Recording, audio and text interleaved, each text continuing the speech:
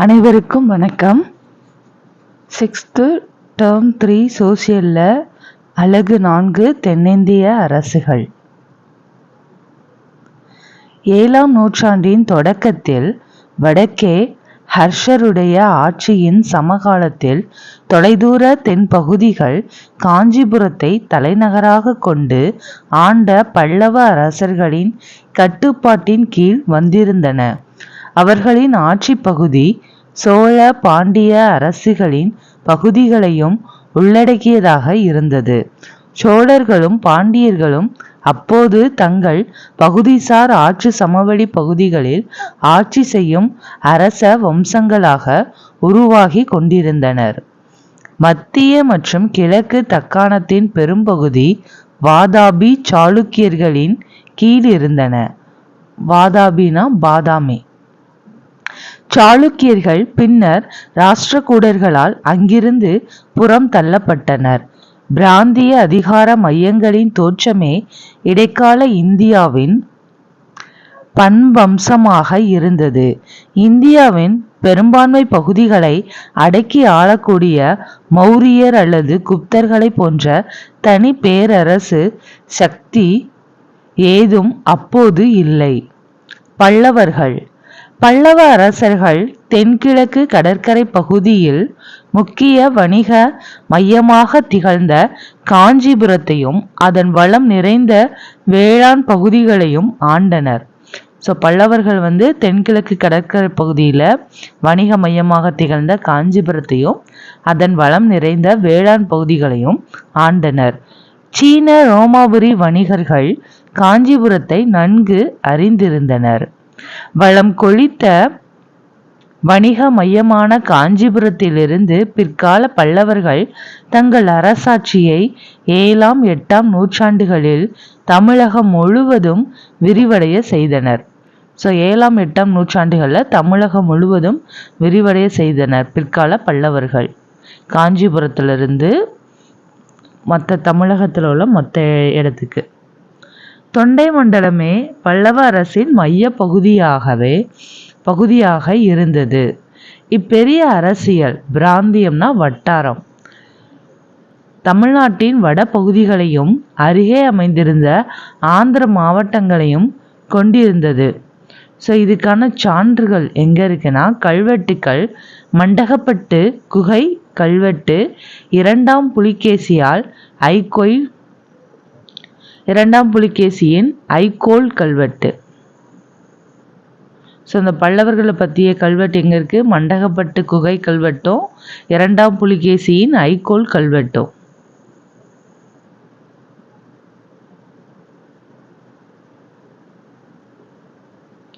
செப்பேடுகள் காசக்குடி செப்பேடுகள். இலக்கியங்கள் மத்த விலாச பிரகசனம், அவந்தி சுந்தரி கதை, கலிங்கத்து பரணி, பெரிய புராணம், நந்தி கலம்பகம். இந்த இலக்கியங்கள் எல்லாம் பல்லவர்களை பற்றி சொல்லியிருக்கிறாங்க. மத்த விலாச பிரகசனம், அவந்தி சுந்தரி கதை, கலிங்கத்து பரணி, பெரிய புராணம், நந்தி கலம்பகம். அயலவர் குறிப்புகள், யுவான் சாங்கின் குறிப்புகள். பல்லவ வம்சாவளி. முக்கிய அரசர்கள். தொடக்க கால பல்லவ அரசர்கள் சாதவாகனர்களின் கீழ் சிற்றரசர்களாக இருந்தனர். ஆரம்பத்தில் பல்லவ அரசர்கள்லாம் சாதவாகனர் கீழே சிற்றரசர்களாக இருந்தாங்க. 2ஆம் சிம்மவர்மனின் மகனான சிம்ம விஷ்ணு கிபி 550 வாக்கில் 2ஆம் சிம்மவர்மனின் மகனான சிம்ம விஷ்ணு களப்பிரர்களை அழித்து ஒரு வலுவான பல்லவ அரசை உருவாக்கினார். சோழர்கள் பாண்டியர்கள் உள்ளிட்ட பல தென்னக அரசர்களை அவர் வெற்றி கொண்டார். அவருடைய மகன் 1ஆம் மகேந்திரவர்மன் மிக திறமை வாய்ந்த அரசராக விளங்கினார். 2ஆம் சிம்மவர்மனின் மகன் சிம்ம விஷ்ணுவோட மகன் தான் 1ஆம் மகேந்திரவர்மன். மிக திறமை வாய்ந்த அரசராக விளங்கினார். அவருக்கு பின் அவருடைய மகன் 1ஆம் நரசிம்மவர்மன் ஆட்சி பொறுப்பேற்றார். 1ஆம் மகேந்திரவர்மன், அவரோட பையன் 2ஆம் முதலாம் நரசிம்மவர்மன் ஆட்சி பொறுப்பேற்றார். இரண்டாம் நரசிம்மவர்மன் அதாவது ராஜசிம்மன், இரண்டாம் நந்திவர்மன் ஆகியோர் ஏனைய முக்கிய அரசர்கள் ஆவர். கடைசி பல்லவ மன்னர் யாருன்னா அபராஜிதன் ஆவார். முதலாம் நரசிம்மவர்மனின் படைத்தளபதி பரஞ்சோதி. சிறு தொண்டர் 63 நாயன்மார்களில் ஒருவர். 63 நாயன்மார்களில் ஒருவராக இருந்த படைத்தளபதி பரஞ்சோதி சிறு தொண்டர் பிரபலமாக அறியப்பட்டவர். பரஞ்சோதி வாதாபி படையெடுப்பில் பல்லவர் படைக்கு தலைமையேற்று நடத்தினார். அதன் வெற்றிக்கு பின்னர் மனமாற்றம் பெற்ற அவர் சிவபக்தராக மாறினார். இது எங்க இருக்குன்னா பெரிய புராணத்துல இருக்கிறது.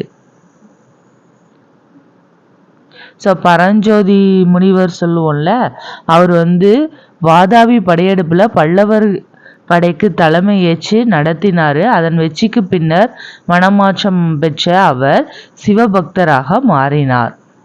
இந்த குறிப்பு எங்க இருக்குன்னா பெரிய புராணத்துல. மகேந்திரவர்மன் ஏறத்தாழ கிபி 600 முதல் 630 வரை. பல்லவ ஆட்சியின் சிறப்புக்கு பங்களிப்பு செய்தார்.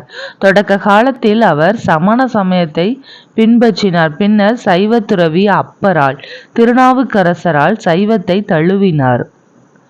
மகேந்திரவர்மன் அப்பரால திருநாவுக்கரசரால் தான் சைவத்தை தழுவினார். கலை மற்றும் கட்டடக்கலைக்கு அவர் பேராதரவு அளித்தார். திராவிட கட்டடக்கலைக்கு ஒரு புதிய பாணியை அறிமுகம் செய்தார். அது மகேந்திர பாணி என குறிப்பிடப்படுகின்றது. மத்த விலாச பிரகசனம், குடிகாரர்களின் மகிழ்ச்சி உட்பட சில நாடகங்களை சமஸ்கிருத மொழியில் எழுதியுள்ளார். மகேந்திரவர்மன் மத்த விலாச பிரகசனம்னு நாடகங்களை சமஸ்கிருத மொழியில எழுதியுள்ளார். இந்நாடகம் பௌத்தத்தை இழிவுபடுத்தும் வகையில் உள்ளது. இந்த நாடகம் பௌத்தத்தை இழிவுபடுத்தும் வகையில இருந்துதான். மகேந்திரவர்மனின் ஆட்சி காலத்தில் வாதாபியை தலைநகராக கொண்ட மேலை சாளுக்கிய அரசன் 2ஆம் புலிகேசியோடு தொடர்ந்து போர்கள் மேற்கொள்ளப்பட்டன. இப்போர்களுள் ஒன்றில் 2ஆம் புலிகேசி மகேந்திரவர்மனை வெற்றி கொண்டு நாட்டின் வடக்கில் பெரும் பகுதியை வெங்கியை கைப்பற்றியதாக தெரிகிறது. அவருடைய மகன் முதலாம் நரசிம்மவர்மன் ஏறத்தாழ 630 முதல் 668 இத்தோல்விக்கு பழிவாங்கும் வகையில் சாளுக்கியரின் தலைநகரமான வாதாபியை கைப்பற்றினார். மகேந்திரவர்மன் பையன் நரசிம்மவர்மன் 2ஆம் புலிகேசியை தோற்கடிச்சு வாதாபியை கைப்பற்றாரு. வாதாபி தீக்கிரையாக்கப்பட்டது. 2ஆம் புலிகேசியும் கொல்லப்பட்டார். முதலாம் நரசிம்மவர்மனால வாதாபி கைப்பற்றப்பட்டு ஆக்கப்பட்டு 2ஆம் புலிகேசியும் கொல்லப்பட்டார். 2ஆம் நரசிம்மவர்மன் ஏறத்தாழ 695 முதல் 722. 2ஆம் நரசிம்மவர்மன் தான் ராஜசிம்மன் எனவும் அழைக்கப்பட்டார். அவர் மாபெரும் வீரராவர். சீன அரசுக்கு தூதுக்குழுக்களை அனுப்பினார். சீன நாட்டின் தூதுக்குழுக்களை வரவேற்றார். ஒப்பீட்டளவில் அவரது காலத்தில் அரசியல் பிரச்சனைகள் அதிகம் இல்லாததால் அவரால் கோவில்களை கட்டுவதில் கவனம் செலுத்த முடிந்தது. காஞ்சிபுரம் கைலாசநாதர் கோயிலை கட்டியது இவரே. காஞ்சி கைலாசநாதர் கோயிலை கட்டியவர் யாரு? 2ஆம் நரசிம்மவர்மன் அல்லது ராஜசிம்மன். காஞ்சி கைலாசநாதர் கோயில் 2ஆம் நரசிம்மவர்மன் என்ற ராஜசிம்மன் தான் கட்டினார். அரசர்களின் பெயர்கள், பட்டங்கள்: சிம்ம விஷ்ணு, அவனி சிம்மர். இவர் தான் ஃபர்ஸ்ட் இருந்தவர். சிம்ம விஷ்ணு, அவனி சிம்மர். முதலாம் மகேந்திரவர்மன் சங்கீரண ஜதி, மத்த விலாசன், குணபாரன், சித்திரகார புலி, விசித்திர சித்தன். சித்திரகார புலி யாருன்னா முதலாம் மகேந்திரவர்மன். விசித்திர சித்தன் முதலாம் மகேந்திரவர்மன். இது ரொம்ப முக்கியமானது, அடிக்கடி கேட்கறது. சித்திரகாளி, சித்திரகார புலி விசித்திர சித்தன். யாரு? முதலாம் மகேந்திரவர்மன். முதலாம் நரசிம்மவர்மன் மாமல்லன் வாதாபி கொண்டான். கட்டடக்கலைக்கு பல்லவர்களின் பங்களிப்பு. பல்லவர்கள் காலம் கட்டடக்கலை சிறப்புகளுக்கு பெயர் பெற்ற காலமாகும். மாமல்லபுரத்தில் உள்ள ஒற்றை கருங்கல்லில் செதுக்கி உருவாக்கப்பட்ட கடற்கரை கோவிலும் ஏனைய கோவில்களும் வராகர் குகையும் 7ஆம் நூற்றாண்டில் கட்டப்பட்ட வராகர் குகையும் பல்லவ கட்டடக்கலையின் ஈடு இணையற்ற அழகிற்கு எடுத்துக்காட்டுகள் ஆகும். 1984ஆம் ஆண்டு யுனெஸ்கோவின் உலக பாரம்பரிய சின்னங்கள் அட்டவணையில் மாமல்லபுரம் சேர்க்கப்பட்டது. யுனெஸ்கோவால உலக பாரம்பரிய சின்னம் சொல்லிட்டு 1984 மாமல்லபுரம் சேர்க்கப்பட்டது. பல்லவர் கட்டடக்கலையை கீழ்காணுமாறு வகைப்படுத்தலாம். 1. பாறை குடைவரை கோவில்கள் மகேந்திரவர்மன் பாணி. 2. ஒற்றைக்கல் ரதங்களும் சிற்ப மண்டபங்களும் மாமல்லன் பாணி. 3. கட்டுமான கோவில்கள் ராஜசிம்மன் பாணி நந்திவர்மன் பாணி. பாறை குடைவரை கோயில் மகேந்திரவர்மன் பாணி.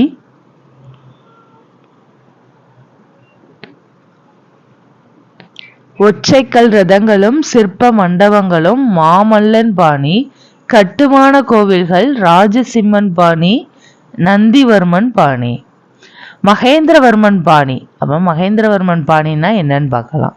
மகேந்திரவர்மன் பாணியில் அமைக்கப்பட்டுள்ள நினைவு சின்னங்களுக்கு மண்டகப்பட்டு, மகேந்திரவாடி, மாமண்டூர், தளவானூர், திருச்சிராப்பள்ளி, வல்லம், திருக்கழுகுன்றம், ஸ்யாமங்கலம் ஆகிய இடங்களில் உள்ள குகை கோயில்கள் சிறந்த எடுத்துக்காட்டுகள் ஆகும்.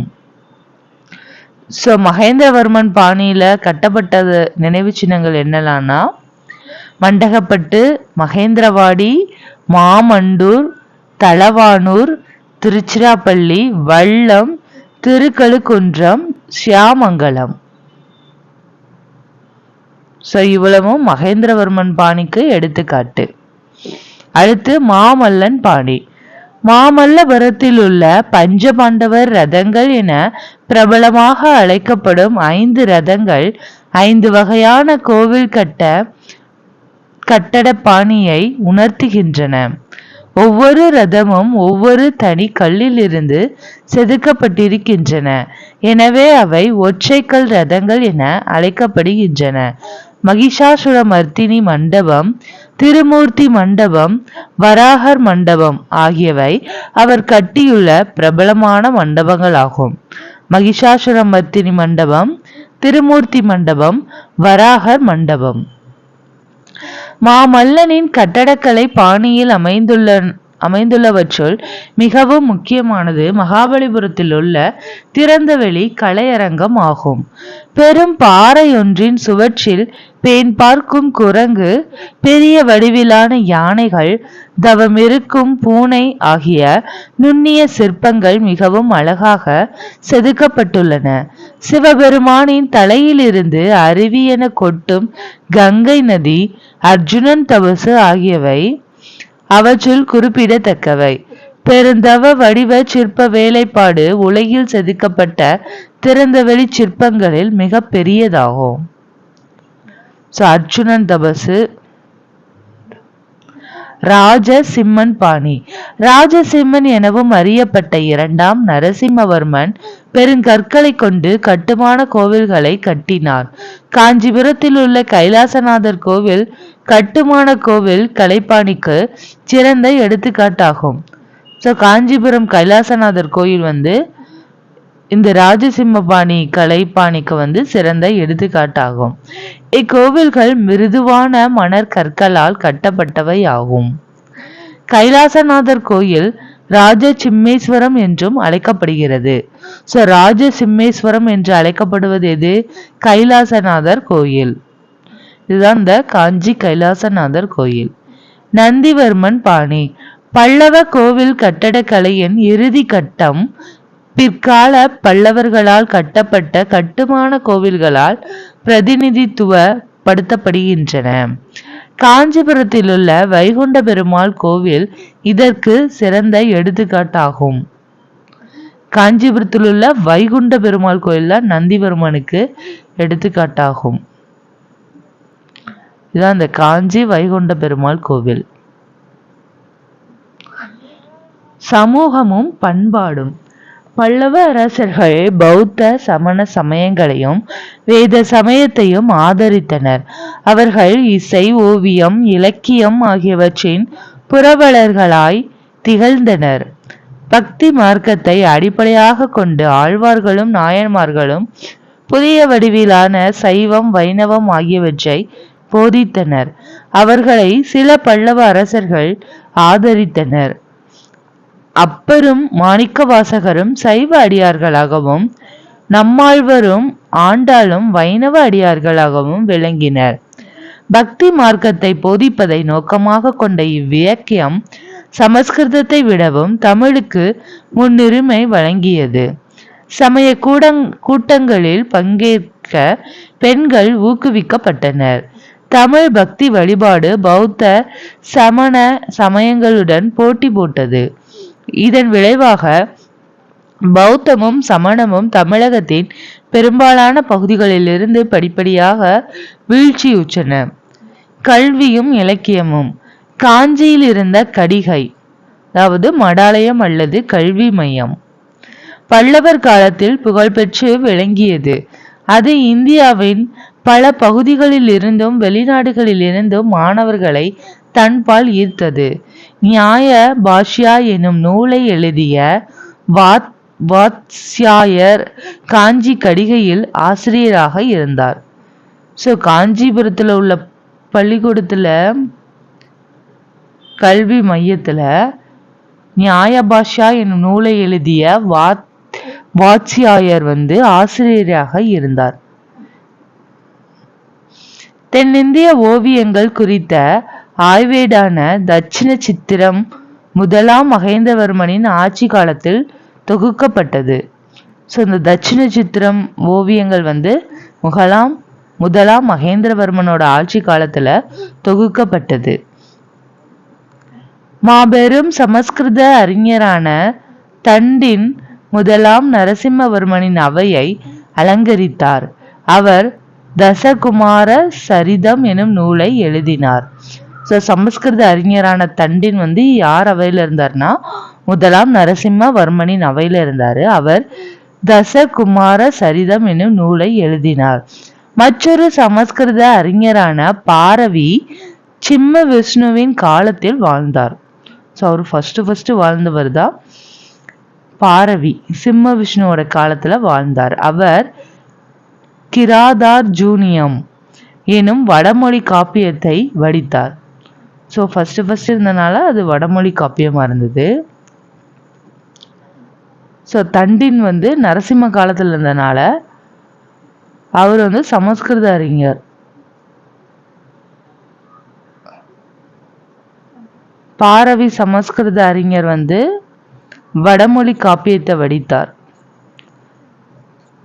கிராதார்ஜுனியம் எனும் வடமொழி காப்பியத்தை வடித்தார். தமிழ் இலக்கியமும் வளர்ச்சி பெற்றிருந்தது. நாயன்மார்களால் இயற்றப்பட்ட தேவாரமும் ஆழ்வார்களால் படைக்கப்பட்ட 4000 திவ்ய பிரபந்தமும் பல்லவர் காலத்தில் எழுதப்பட்ட சமய இலக்கியங்களாகும். 2ஆம் நந்திவர்மனால் ஆதரிக்கப்பட்ட பெருந்தேவனார் மகாபாரதத்தை பாரத வெண்பா எனும் பெயரில் தமிழில் மொழிபெயர்த்தார். ஸோ 2ஆம் நந்திவர்மனால் ஆதரிக்கப்பட்ட பெருந்தேவனார் மகாபாரதத்தை பாரத வெண்பா எனும் பெயரில் தமிழில் மொழிபெயர்த்தார். பல்லவர்கள் கால கலை. பல்லவ அரசர்கள் கவின்கலைகளையும் ஆதரித்தனர். குடுமியான்மலை, திருமயம் ஆகிய இடங்களில் உள்ள கோவில்களில் காணப்படும் இசை குறித்த கல்வெட்டுக்கள் இசையில் பல்லவர் கொண்டிருந்த ஆர்வத்தை வெளிப்படுத்துகின்றன. ஸோ இசை கருவி மாதிரி இருக்கிற இடம் எங்கெல்லாம் இருக்குன்னா குடுமியான் மலையிலையும் திருமயம்லையும். புகழ்பெற்ற இசை கலைஞரான ருத்ராச்சாரியார் முதலாம் மகேந்திரவர்மனின் காலத்தில் வாழ்ந்தவர். ஸோ புகழ்பெற்ற இசைக்கலைஞர் யாருன்னா ருத்ராச்சாரியார். இவர் முதலாம் மகேந்திரவர்மனின் காலத்தில் வாழ்ந்தவர். இக்கால பகுதியை சேர்ந்த பல சிற்பங்கள் நடனமாடும் வகையில் வடிக்கப்பட்டுள்ளன. அடுத்து சாளுக்கியர்கள்.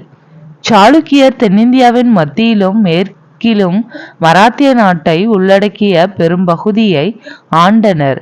அவர்களின் தலைநகர் வாதாபி, அதாவது பதாமி. சாளுக்கியர்களின் 3 வெவ்வேறு ஆனால் நெருங்கிய தொடர்புடைய சுதந்திர அரச மரபுகள் இருந்தன.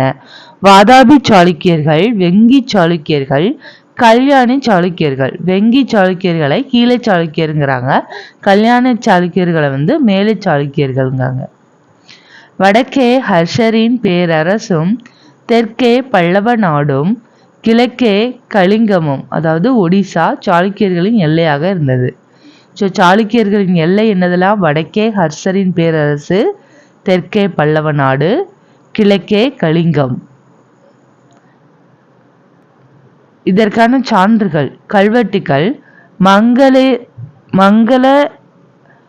மங்களேசனின் வாதாபி குகை கல்வெட்டு, காஞ்சி கைலாசநாதர் கோயில் கல்வெட்டு, பட்டடக்கல் விருபாக்ஷா கோவில் கல்வெட்டு, 2ஆம் புலிகேசியின் ஐகோல் கல்வெட்டு.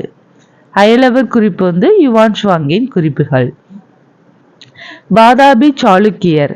முதலாம் புலிகேசி பீஜப்பூர் மாவட்டம் பட்டடக்கல்லில் ஒரு குறுநில மன்னராக இருந்தார்.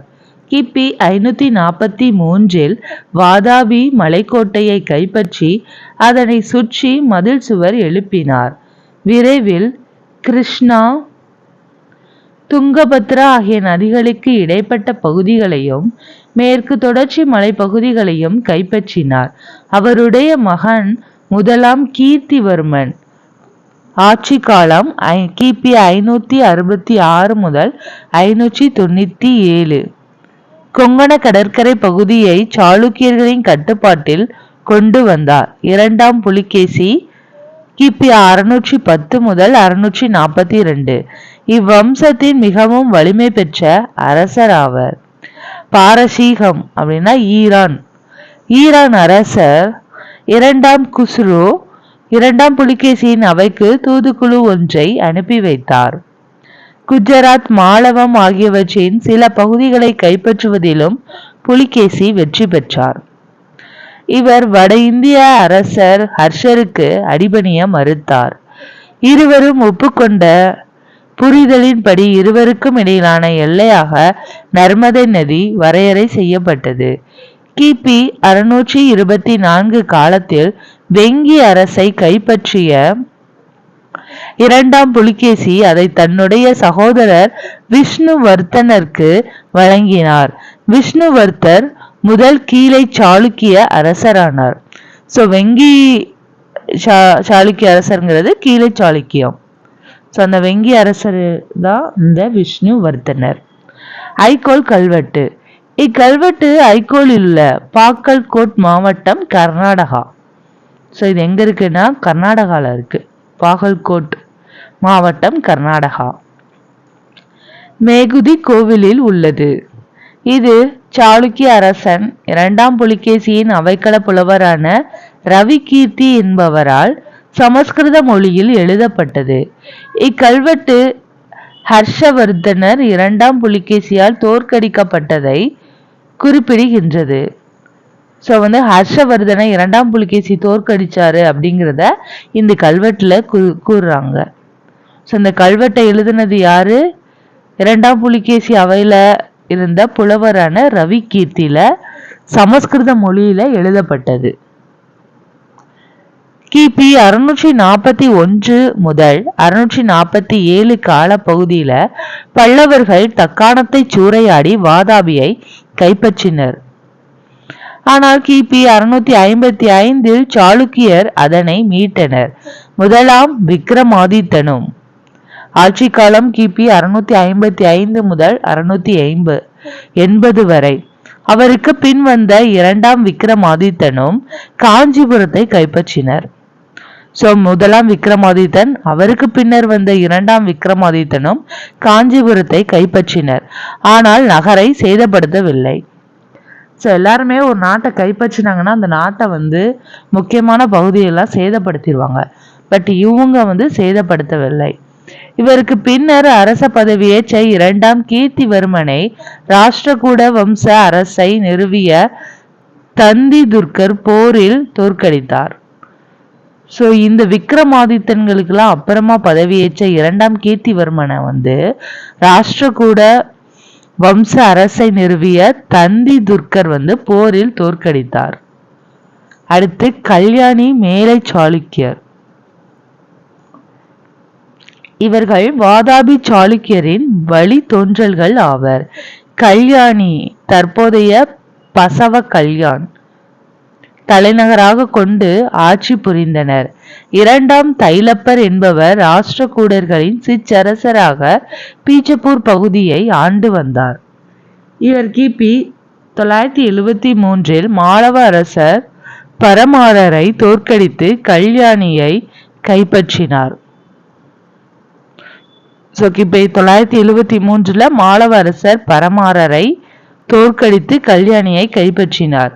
இவருடைய வம்சம் முதலாம் சோமேஸ்வரனின் ஆட்சியின் போது பேரரசராக வேகமாக வளர்ச்சி பெற்றது. முதலாம் சோமேஸ்வரர் தலைநகரை மன்யகேட்டாவிலிருந்து கல்யாணிக்கு மாற்றினார். ஒரு நூற்றாண்டுக்கும் மேலாக தென்னிந்தியாவில் இருந்த இரண்டு பேரரசுகளான மேலை சாளுக்கியர்களும் தஞ்சாவூர் சோழர்களும் வளம் நிறைந்த வெங்கியை கைப்பற்றுவதற்காக கடுமையாக போரிட்டு கொண்டனர். 11ஆம் நூற்றாண்டின் பிற்பகுதியில் 6ஆம் விக்ரமாதித்யரின் காலத்தில் வடக்கே நர்மதை ஆற்றுக்கும் தெற்கே காவிரி ஆற்றுக்கும் இடைப்பட்ட பெரும்பகுதி சாளுக்கியரின் கட்டுப்பாட்டின் கீழ் வந்தது. கலை மற்றும் கட்டடக்கலைக்கு சாளுக்கியர்களின் பங்களிப்பு. சாளுக்கியர்கள் சைவம் வைணவம் ஆகியவற்றின் ஆதரவாளர்களாக கலை மற்றும் கட்டடக்கலை துறைகளுக்கு சிறந்த பங்களிப்பை செய்துள்ளனர். வெசாரா பாணியிலான கோவில் விமானங்களை கட்டும் முறை வளர்ச்சி பெற்றது. இது தென்னிந்தியா அதாவது திராவிட மற்றும் வட இந்தியா நகரா கட்டட பாணிகளின் கலப்பு ஆகும். சாந்து இல்லாமல் கற்களை மட்டுமே கொண்டு கட்டடங்களை கட்டும் தொழில்நுட்பத்தை அவர்கள் மேம்படுத்தினர். அவர்கள் கட்டுமானத்திற்கு மிருதுவான மணற்கற்களை பயன்படுத்தினர். மிருதுவான மணற்கற்களை பயன்படுத்தியது யாருன்னா சாளுக்கியர்கள். சாளுக்கியர்கள் பெரும் எண்ணிக்கையிலான குடைவரை குகை கோயில்களையும் கட்டுமான கோவில்களையும் கட்டி சிவன், விஷ்ணு, பிரம்மா ஆகிய கடவுளர்களுக்கு அர்ப்பணித்தனர். சாளுக்கியர்களின் கட்டுமான கோவில்கள் ஐகோல், வாதாபி, பட்டடக்கல் ஆகிய இடங்களில் உள்ளன. வாதாபி மற்றும் ஐகோலில் உள்ள விஷ்ணு கோவில்கள் பீஜப்பூர் மாவட்டம் பட்டடக்கல்லில் உள்ள விருபக்ஷா கோவில் ஆகியன கற்களால் கட்டப்பட்ட கோவில்களாகும். வாதாபியில் உள்ள விஷ்ணு கோவில் சாளுக்கிய வம்சத்தைச் சேர்ந்த மங்களசேனால் கட்டப்பட்டது. வாதாபியில் உள்ள விஷ்ணு கோவில் சாளுக்கிய வம்சத்தைச் சேர்ந்த மங்களசேனால் கட்டப்பட்டது. மங்களேசனால் கட்டப்பட்டதுதான் அந்த வாதாபியில் உள்ள விஷ்ணு கோயில். இரண்டாம் விக்ரமாதித்தனுடைய ஐகோல் கல்வெட்டு அங்குள்ளது. அங்க இரண்டாம் விக்ரமாதித்தனோட ஐகோல் கல்வெட்டு இருக்காம். அவர்களின் குகை கோவில்கள் அஜந்தா, எல்லோரா, நாசிக் ஆகிய இடங்களில் உள்ளன.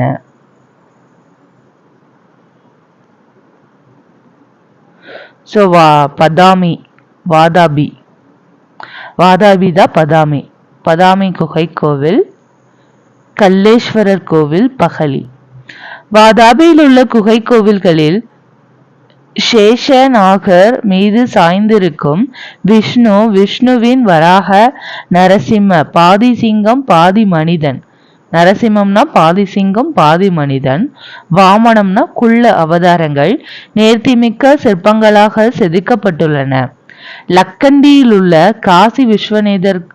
காசி விஸ்வேஸ்வரர் கோவில், குருவட்டில் உள்ள மல்லிகார்ஜுனா கோவில், பகலி என்னும் இடத்தில் உள்ள கல்லேஸ்வரர் கோயில், இட்டகியில் உள்ள மகாதேவர் கோவில் ஆகியவை கல்யாணி மேலை சாளுக்கியரின் கட்டடக்கலைக்கு சிறந்த எடுத்துக்காட்டாகும். வாதாபி குகை கோயில் உள்ள சேஷநாகர் மீது சாய்ந்திருக்கும் விஷ்ணுவின் வராக நரசிம்ம, பாதி சிங்கம் பாதி மனிதன், வாமனங்கிறது குள்ள அவதாரங்கள் நேர்த்திமிக்க சிற்பங்களாக செதுக்கப்பட்டுள்ளன. லக்கண்டியில் உள்ள காசி விஸ்வேஸ்வரர் கோயில், லக்கண்டியில காசி விஸ்வேஸ்வரர் கோயில், குருவட்டுல மல்லிகார்ஜுனா கோவில், பகலி என்னும் இடத்தில் கல்லேஸ்வரர் கோயில், அப்புறம் இட்டக்கியில் உள்ள மகாதேவர் கோவில். இதெல்லாம் கல்யாணி மேலை சாளுக்கியரின் கட்டடக்கலைக்கு சிறந்த எடுத்துக்காட்டாகும். ஓவியங்களில் சாளுக்கியர் வாகடகர் பாணியை பின்பற்றினர். ஓவியங்கள்ல சாளுக்கியர் வாகடகர் பாணியை பின்பற்றினர். அஜந்தா குகைகளில் காணப்படும் சில சுவர் ஓவியங்கள் சாளுக்கியர் காலத்தைச் சேர்ந்தவை. பாரசீக தூதுக்குழுவை 2ஆம் புலிகேசி வரவேற்பது போன்றதொரு காட்சி அஜந்தா ஓவியம் ஒன்றில் காட்சிப்படுத்தப்பட்டுள்ளது. பட்டடக்கல் யுனெஸ்கோ உலக பாரம்பரிய சின்னம். பட்டடக்கல் கர்நாடக மாநிலம் பாகல்கோட் மாவட்டத்தில் உள்ள ஒரு சிற்றூர் ஆகும். அங்கு 10 கோவில்கள் உள்ளன. அவற்றில் 4 வட இந்திய பாணியிலான நகரா பாணியிலும் மற்றமுள்ள 6 தென்னிந்திய திராவிட பாணியிலும் கட்டப்பட்டுள்ளன. விருபக்ஷா கோவிலும் சங்கமேஸ்வரா கோவிலும் திராவிட பாணியிலும், பாப்பநாதர் கோவில் நகரா பாணியிலும் அமைந்துள்ளன. விருபக்ஷா கோவில் காஞ்சி கைலாசநாதர் கோவிலை மாதிரியாக கொண்டு கட்டப்பட்டுள்ளது. விருபக்ஷா கோயில் காஞ்சி கைலாசநாதர் கோவிலை மாதிரியாக கொண்டு கட்டப்பட்டுள்ளது. இக்கட்டுமான பணியில் காஞ்சிபுரத்திலிருந்து வரவழைக்கப்பட்ட சிற்பிகள் ஈடுபடுத்தப்பட்டனர். ராஷ்டிரகூடர்கள் தக்காணத்தை மட்டுமல்லாது தூர தெற்கு பகுதிகளையும் கங்கை சமவெளி பகுதியும் 8ஆம் நூற்றாண்டு முதல் 10ஆம் நூற்றாண்டு வரை ஆட்சி புரிந்தனர். அவர்கள் பிறப்பால் கன்னடர்கள் ஆவர். அவர்களின் தாய்மொழி கன்னடம். தந்தி துர்க்கர் ராஷ்டிரகூட வம்சத்தை நிறுவியவர் ஆவர். ராஷ்டிரகூட வம்சத்தை நிறுவியவர் யாரு? தந்தி துர்க்கர். அவர் வாதாபி சாளுக்கியரிடம் உயர் அதிகாரியாக பணியாற்றியவர். முதலாம் கிருஷ்ணர் தந்தி துர்க்கரை அடுத்து பதவி ஏற்றார். அவர் ராஷ்டிரகூட ஆட்சியை ஒருங்கிணைத்து விரிவுபடுத்தினார். அவர் கலை மற்றும் கட்டிடக்கலையின் பெரும் ஆதரவாளர் ஆவர். எல்லோராவில் உள்ள கைலாசநாதர் கோவில் இவர் கட்டியதாகும். எல்லோரால இருக்கிற கைலாசநாதர் கோயிலை கட்டியவர் யாரு? இந்த ராஷ்டிரகூடத்தை ஆண்ட முதலாம் கிருஷ்ணர் தந்தி துர்க்கரை அடுத்து பதவியேற்றவர். ராஷ்டிரகூடர் கலைக்கு எடுத்துக்காட்டுதான் இந்த எல்லோராவில் உள்ள கைலாசநாதர் கோவில். ராஷ்டிரகூட அரசர்களில் தலை சிறந்த அரசர் அமோகவர்ஷர். அவர் மானியகேட்டாவில் தற்போது கர்நாடகாவில் உள்ள மால்கெட் புதிய தலைநகரை உருவாக்கினார். புரோச் அவர்களின் துறைமுகம் ஆனது. அமோகவர்ஷர் கிபி 814 முதல் 878 ஜினசேனர் எனும் சமண துறவியால் சமணத்தை தழுவினார். அமோகவர்ஷருக்கு பின்னர் அவரது மகன் 2ஆம் கிருஷ்ணர் அரசனானார். கிபி 916 அவர் பராந்தக சோழனால் வல்லம், தற்போதைய திருவள்ளம், வேலூர் மாவட்டம் போர்க்களத்தில் தோற்கடிக்கப்பட்டார். 3ஆம் கிருஷ்ணர் ராஷ்டிரகூட வம்சத்தின் திறமை வாய்ந்த கடைசி அரசன் ஆவார். அவர் சோழர்களை தக்கோலம், அதாவது தற்போதைய வேலூர் மாவட்டத்தில் உள்ளது தக்கோலம் போர்க்களத்தில் தோற்கடித்து தஞ்சாவூரை கைப்பற்றினார். 3ஆம் கிருஷ்ணரின் கீழ் சாளுக்கியர் கண்ணோசியை கைப்பற்றியதாக ஏனைய வட இந்திய அரசர்களோடு போட்டியிட்டனர். அவர் ராமேஸ்வரத்தில் கிருஷ்ணேஸ்வரர் கோவிலை கட்டினார். நாட்டை சரியான முறையில் வைத்திருந்த கடைசி அரசர் 3ஆம் கோவிந்தன் ஆவார். அவருக்கு பின் ராஷ்டிரகூடரின் அதிகாரம் வீழ்ந்தது. ஸோ கடைசி அரசர் யாரு? 3ஆம் கோவிந்தன் ஆவர். இலக்கியம், கலை, கட்டடக்கலை ஆகியவற்றுக்கு ராஷ்டிரகூடர்களின் பங்களிப்பு. இலக்கியம். கன்னட மொழி பெருமளவு முக்கியத்துவம் பெற்ற மொழியானது. அமோகவர்ஷரால் இயற்றப்பட்ட கவிராஜ மார்க்கம் கன்னட மொழியின் முதல் கவிதை நூலாகும். ஸோ முதல்ல உள்ள கன்னட மொழியில் உள்ள கவிதை நூல் அமோகவர்ஷரால் இயற்றப்பட்ட கவிராஜ மார்க்கம். அரசவை புலவர்கள் கன்னட மொழியில் சிறந்த நூல்களை எழுதினர். இக்கால பகுதியின் கன்னட இலக்கியத்தின் 3 ரத்தினங்கள் என கருதப்படுபவர்கள் ஆதிகவி பம்பா, ஸ்ரீ பொன்னா, ரன்னா ஆகியோர் ஆவர். ஸோ இந்த கன்னடத்தில் உள்ள 3 ரத்தினங்களாக கருதப்பட்டவர் யாரு? ஆதிகவி பம்பா, ஸ்ரீ பொன்னா, ரன்னா. ஆதிகவி பம்பா அவரது நூல்களான ஆதி புராணம், விக்ரமார்ஜுன விஜயம் ஆகியவற்றிற்காக பெரும்புகழ் பெற்றவர். முதல் சமண தீர்த்தங்கரான ரிஷபதேவரின் வாழ்க்கையை ஆதி புராணம் சித்தரிக்கின்றது. ஸோ முதல் சமண தீர்த்தங்கரான ரிஷபதேவரின் வாழ்க்கை தான் ஆதி புராணத்துல சொல்றாங்க. விக்ரமார்ஜுன விஜயம் மகாபாரதத்தின் மீள் தருகையாகும். இதில் தன்னை ஆதரித்த சாளுக்கிய அரிகேசரியை அர்ஜுனனின் பாத்திரத்தில் பொருத்தி பம்பா எழுதியுள்ளார். ஸோ இது மகாபாரதத்தை தழுவி எழுதின மாதிரி இருக்குது. விக்ரமார்ஜுன விஜயம் அதுல சாளுக்கியர் தன்னை ஆதரித்த சாளுக்கிய அரிகேசரிய அர்ஜுனன் பாத்திரத்துல பொருத்தி பம்பா எழுதியுள்ளார். கலை மற்றும் கட்டடக்கலை. இந்திய கலைக்கு ராஷ்டிரகூடர்கள் குறிப்பிடத்தக்க பங்களிப்பை செய்துள்ளனர். ராஷ்டிரகூடர்களின் கலை மற்றும் கட்டடக்கலை சாதனைகளை எல்லோராவிலும் எலிஃபண்டாவிலும் காணலாம். இந்த ராஷ்டிரங்களோட கட்டடக்கலை எல்லோரா எலிஃபண்டால காணலாமா. கைலாசநாதர் கோவில் எல்லோரா மகாராஷ்டிராவில் உள்ள அவுரங்காபாத் அருகில். எல்லோராவின் குன்று பகுதிகளில் அமைந்துள்ள 30 குடைவரை கோவில்களுள் கைலாசநாதர் கோவிலும் ஒன்று. இதுதான் எல்லோராவில் உள்ள கைலாசநாதர் கோவில். முதலாம் கிருஷ்ணருடைய ஆட்சி காலத்தில் இக்கோவில் உருவாக்கப்பட்டது.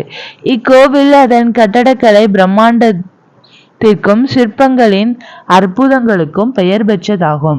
இக்கோயில் 60,000 சதுர அடிகள் பரப்பளவை கொண்டுள்ளது. அதனுடைய விமானத்தின் கோபுரத்தின் உயரம் 90 அடிகளாகும்.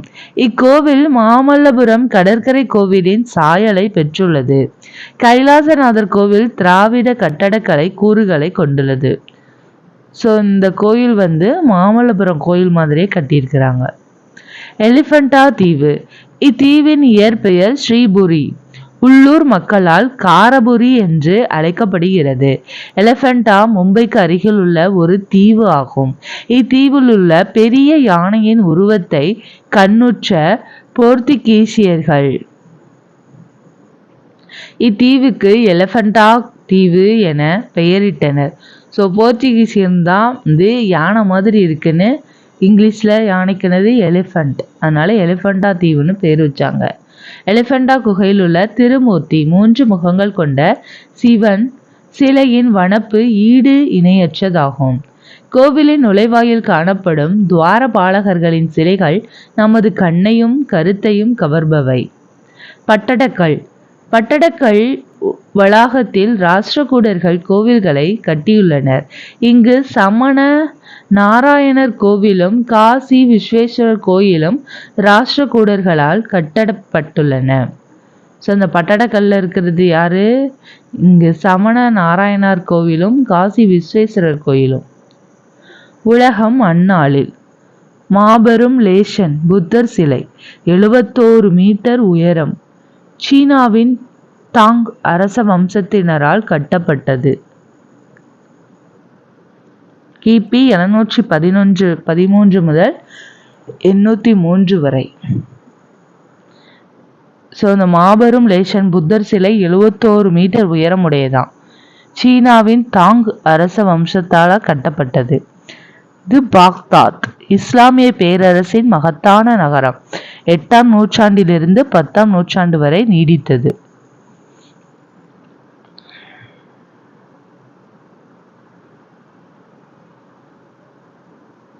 கலைச்சொற்கள் சிற்றரசர்கள் feudatories being subject to a sovereign. தூதுவர் ambassador envoy. கருங்கல் granite a very hard rock. சூறையாடிய ravaged severely damaged. வழித்தோன்றல்கள் descendants offspring.